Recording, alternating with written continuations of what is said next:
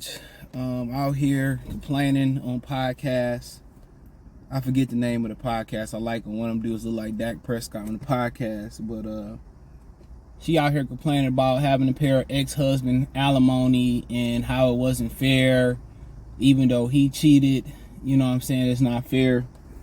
But that's what men been saying for years now. I learned recently there are some states where if your spouse cheat, you know, and you the breadwinner, you can, you know, like I think Georgia was the one that came up, that they don't get no alimony or no spousal support. It's just pow, it don't matter. Obviously, it's a stigma out there that if a man take alimony, he weak. No. Get your money. Get your money. If you got an opportunity to take these women to the cleaners, do it. You know what I'm saying? We help women get rights, right? We help them, you know, we was a part of helping them, you know, get rights, vote, all that stuff. Right? We helped, we was a part of that. Now they want even more, you know? And you understand why the powers that be in the world don't want to allow, you know, blacks and Africans to rise up, because if you give them reparations, you give them a little bit of power, it's a fear that they gonna take even more and take over the majority and flip the board for what's going on. So you gotta understand that. Just like you know, just like in the Middle East, a lot of they people, some of my girls explaining to me, because she worked with them, that you know, a lot of they women come over here and they get Americanized and they stop listening to the rules of their household. Because you got to understand, when you a woman, real quick, it's easy to find a couch, it's easy to find a house. You have the box, so you gonna find somebody to take care of you. So guess what? I don't have the laws in place to control them. You can't stone them in America. You going to jail. You could, and then you could run back over to the Middle East. It happened here. One of the restaurant owners, you know, we got a big Middle Eastern population in Metro Detroit, the biggest Middle Eastern populated city in Dearborn. And allegedly, I just say allegedly, but the son, allegedly a real popular restaurant next to a titty bar in Dearborn. Most of y'all know the titty bar is Pantheon. His son next to the bar, the place next to them, that great lamb chops, by the way. And he committed a crime and ran back over to the Middle East. But you know, I say all that to say this: now that they don't have the rights, they have rights, and you can't do what you could do to them back then. A lot of them still live under the rules, but a lot of the Americanized ones don't anymore. They don't cover up. They go do what they want to do. So, but my thing is this: women, I always say this, women want to be equal to men, but they want selective equality. And if you peep game, and I was going through it not too long ago. People ask me, when you get married? Y'all been together this long. Y'all should be getting married. Don't. And I already I'm not going to lie to a woman, bro. It's no point in me lying to you. Like, if I tell you, well, I ain't going to get married, or I ain't getting married without kids, or I don't plan on getting married, or we just chilling. I ain't really trying to get into nothing serious. You know, maybe, you know, we keep going to turn to something serious. That's cool. Don't lie. Tell them what it is. Oh, I got a girl. You know what I'm saying? You know. Or whatever it is. I'm not going to lie to you for what? People only lie when it's out of fear or something. So, that is what it is. But I'm not lying to nobody. At all. Kids, maybe. I lie to kids. We going to McDonald's or some shit. I lie to kids. Just to protect them. But after a while, when they become older kids or they become adults, I'm not lying to you no more. At all. I'm not lying. But nonetheless, but yeah, you don't see women that got something to lose. They got money. You don't never see them get pressured to marry. Never. You never see it happen. Stedman been in the outhouse for how long with Oprah? How long he been in the outhouse with Oprah? And nobody said, wow, you know, Oprah needs to get married. Oprah needs to get married. Nobody ever put pressure on Oprah to get married. Nobody. You know, nobody pressures none of these women to get married like they pressure men. Oh, y'all been together for 5 years. Y'all should, why you ain't married? Why y'all ain't get married? any woman that's worth something, that's in position of power, got money, there's never peer pressure to get married. Never. They smart enough to know that. Like Coach Greg Adams said, women are in business, men are in love. And her complaint is saying, oh, it's not fair. I didn't know to get a prenup. It's not fair. Every woman is aware of the business. And I talked about this in the Tyrese video whenever it go up. I imagine it go up before this.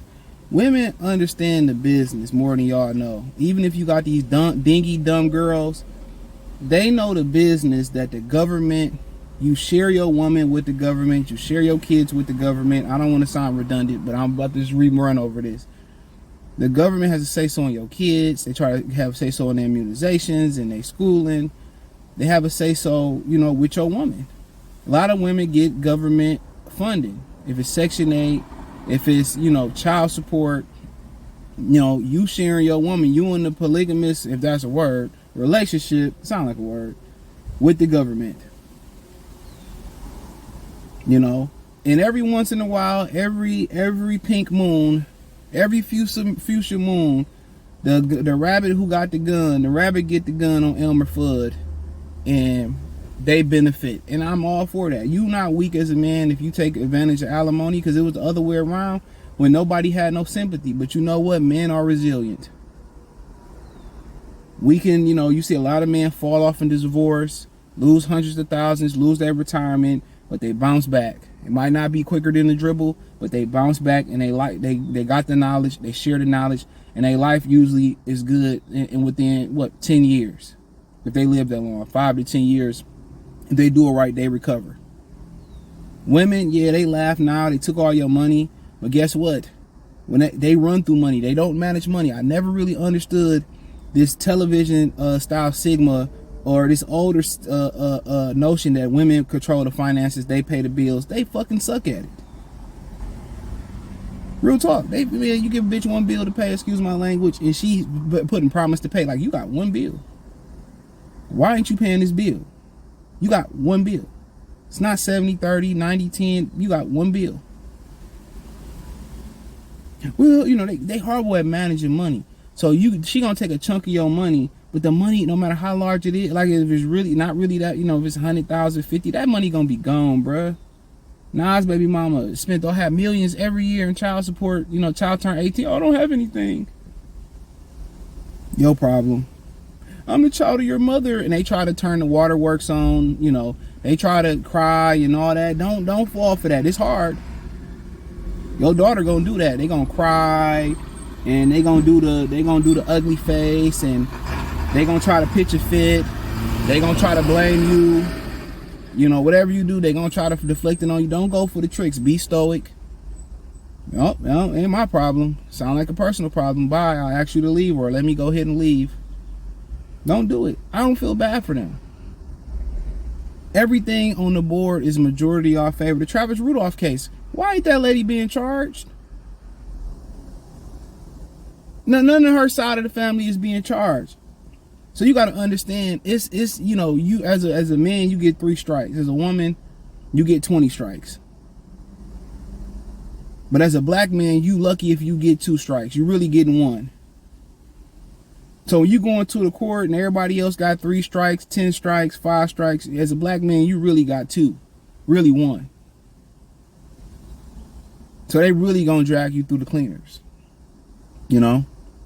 And a lot of older men, they get dragged in divorce, and their mother and their grandparents passed away. They don't have a brother or sister to stay with.